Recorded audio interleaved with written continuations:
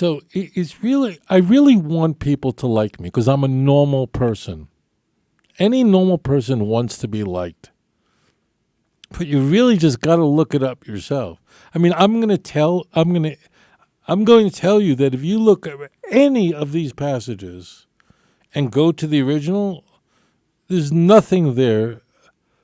There's no passage in the Jewish Bible that supports these Christian claims. The fulfillment citations found in Matthew, for example, there are 11 of those. There's nothing like it. And, I'd be glad to point it out, but Jews are very into education, knowing the original Hebrew. Just look it up. So I'm going to help you out. Let's take an example. Let's take Matthew's infancy narrative. This is going to shock you, but I'll do it. Let's take Matthew chapter 2, verse 13 through 15. Okay?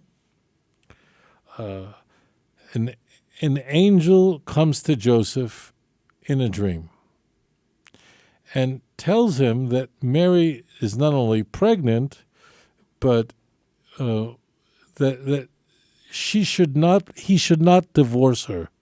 Joseph's instinct is, when he discovers that a woman he's betrothed to but never slept with, his instinct is she's been disloyal to him, and he wants to divorce her, put her away. The angel just read the text inside. The angel tells Joseph, don't put her away. Don't.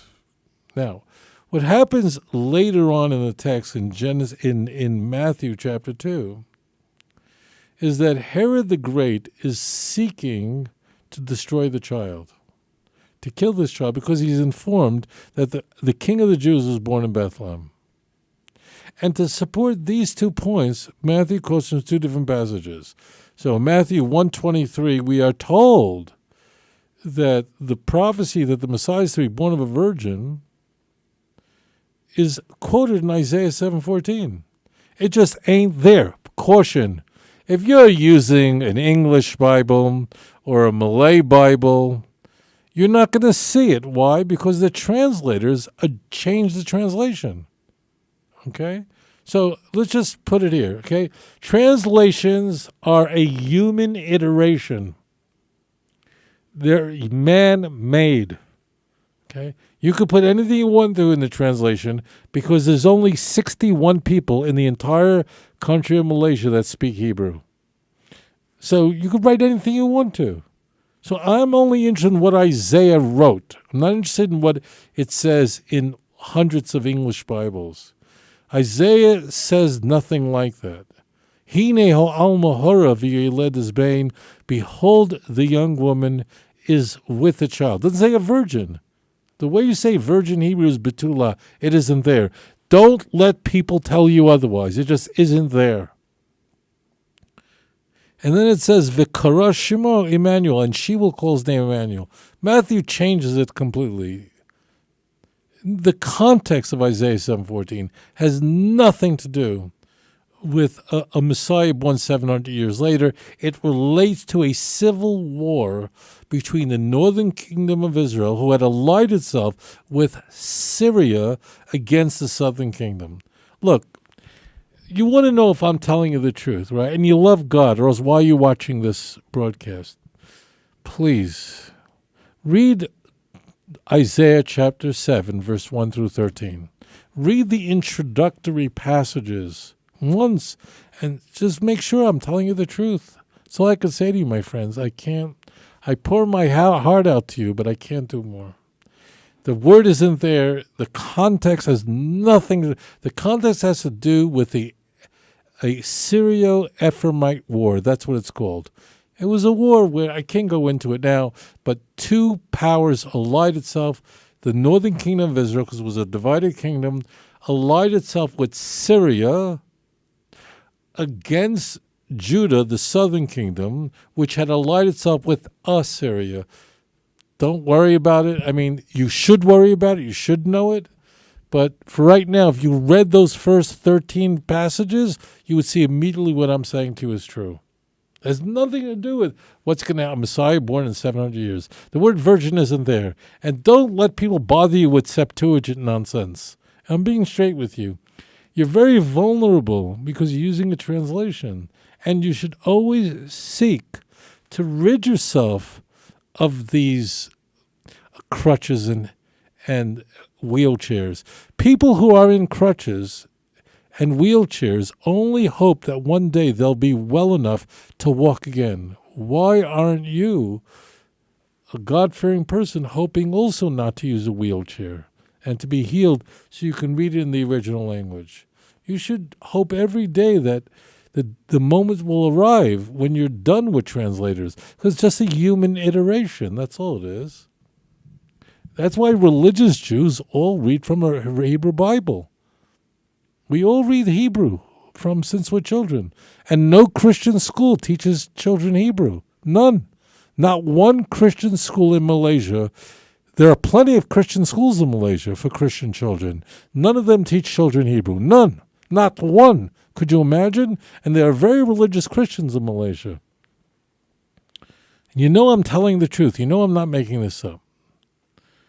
So that's one example. And then we go further to Matthew chapter 2, verse 13 through 15.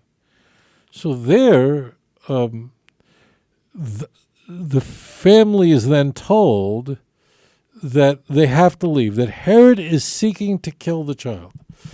In Matthew's infancy narrative, Jesus' home is in Bethlehem, and after the child is born, he cannot stay in Bethlehem, but has to go down to Egypt.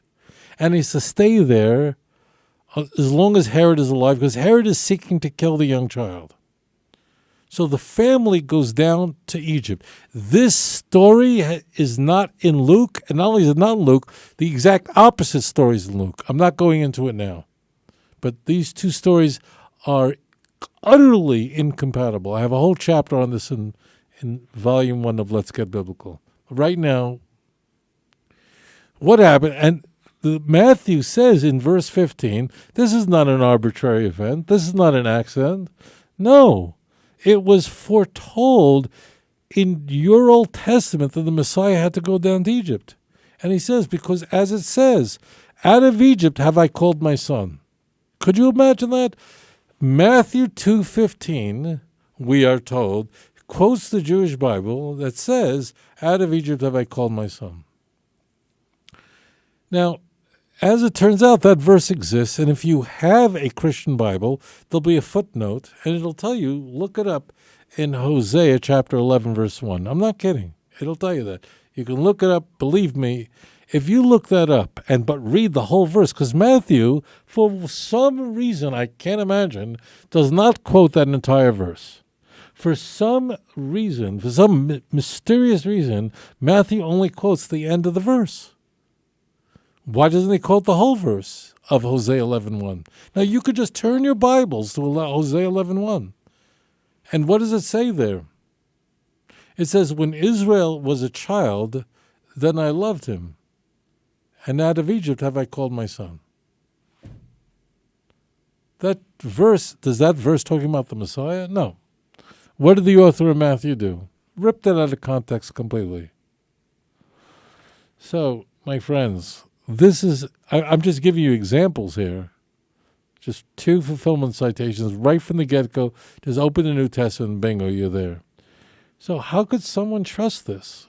I mean, would you trust this kind of thing for a doctor, for a person who makes food? I mean, if someone played games like this with finances and payments, they would throw you in jail for this. This is I hope I don't offend you, but this is the kind of behavior that's called fraud, which you'll wind up in prison for misquoting original documents and contracts. This is what is going on all over the New Testament, but Christians do not have the wherewithal because they're not even reading in context. You know, interesting. Matthew quotes Hosea in chapter 2, verse 15, and almost no Christian just says, let me just look this up. They don't. even in their English Bible. You know how much trouble? You know what a price you're going to pay for that? So yeah, that's what's going on. There's no prophecy about Jesus, the Son of God, being the Messiah anywhere in the Jewish Bible. But Christians are reading it in because they're just taught that from the pulpit, and they're not researching it for themselves. There's your answer.